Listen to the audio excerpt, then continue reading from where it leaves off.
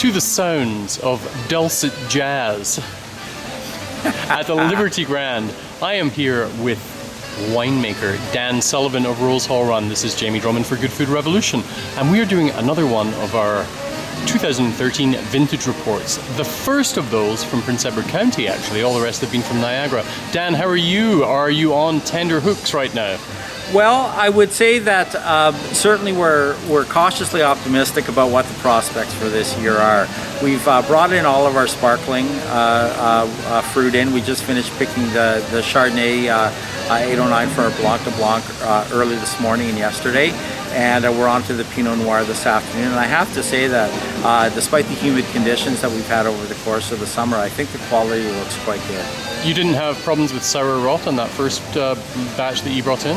We had selected areas where we had to be a little bit choosy, particularly in areas of the vineyard which were in the perimeter where there was not good air circulation. So I think that it's very truly microclimate determined, where you have areas where you have a lot of stagnant or humidity pooling in certain parts of the vineyard. It's probably more susceptible to rot. I would say that probably a bigger challenge this year is not so much sour rot, but a little bit of botrytis. And that's something that's very manageable and easy to see when you're hand selecting the clusters. So when we're doing our triages or trees through the vineyard, we're just cleaning that out as we go. I would say we've probably got about 2 to 3% botrytis overall. Now, up in the county, what have been the biggest challenges of the 2013 growing season? I think just the growing season itself has been quite humid. We got off to a late start this year, so everything was a little bit behind. And frankly, I thought that we'd be super late this year, but we've actually had more really hot days in 11 than we had in all of 12, which is sort of regarded as a much hotter vintage than here. What we haven't had is a plethora of them, but certainly that really warm weather in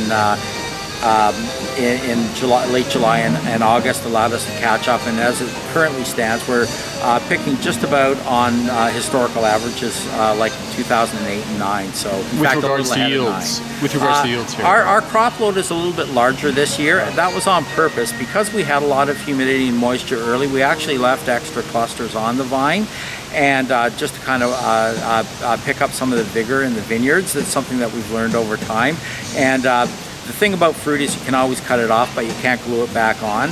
So what we decided to do was do thinning at 2 different times. We started thinning just as the berries were just starting to touch cluster, and then we did a second pass at veraison, and anything that was lagging behind we cut off again after we had pulled all the leaves. We also were very, very aggressive about pulling leaves early and often, so we plucked both sides of the canopy this year to expose the fruit.